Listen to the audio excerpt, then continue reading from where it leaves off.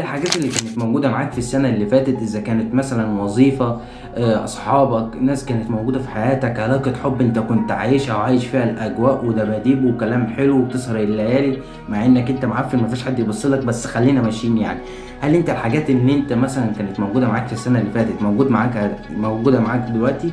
احتمال 90% اللي هي مش موجودة معاك، واحتمال وحتى لو موجودة معاك احتمال السنين اللي جايه بان هي تكون مش موجوده معاك. انا مش بحبطك، بس دي الحقيقه المره. الحقيقه المره بان احنا بيحصل لنا تغيير في حياتنا عماله تتغير. مثلا احنا في وظيفه مثلا نفسنا ان احنا نحصل عليها، ممكن ما تحصلش عليها، ممكن تجيلك.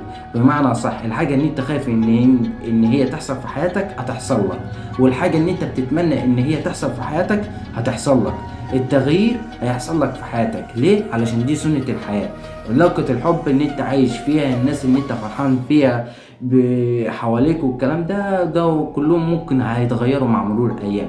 انت عن نفسك اتغيرت عن السنة اللي فاتت، انت عن نفسك اتغيرت والظروف اتغيرت، الحالة المادية اتغيرت، اذا كان للاوحش للاحسن دي مش قصتنا، بس في تغيير حصل في الحياة. طب انت ازاي تتعامل مع التغيير؟ مفيش غير حلين: حل 100% وحل 0%.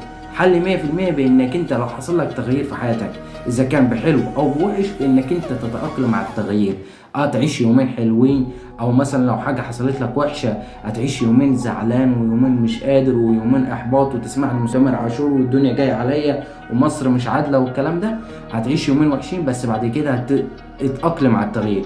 وبعد ما تتأقلم حاول بانك انت تعيش ايامك عادي كأن مفيش اي حاجة حصلت.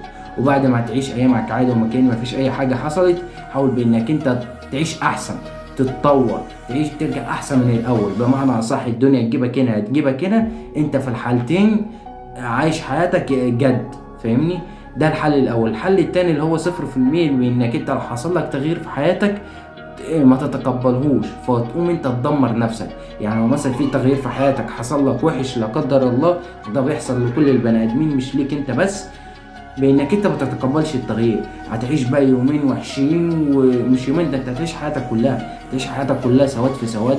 ما في فرص بتجيلك بس انت خلاص قفلت. خلاص بقيت مش متقبل التغيير، فانت بالتالي هتدمر نفسك وهتدمر نفسيتك وهتدمر حالتك المادية وهتدمر كل حاجة موجودة في حياتك. فانت غصب عنك او برضاك لازم تتقبل التغيير عشان تعيش حياة عادية، او تحاول بانك انت تطور من نفسك وتعيش حياة فوق العادية. دي من وجهة نظري. انت حر في حياتك، انت حر بانك انت تتقبل التغيير او ما تتقبلهوش، انت حر في حياتك، دي حياتك ومفيش حد هيجبرك على حاجة. دي وجهة نظر. كان معاك يوسف مؤمن، سلام.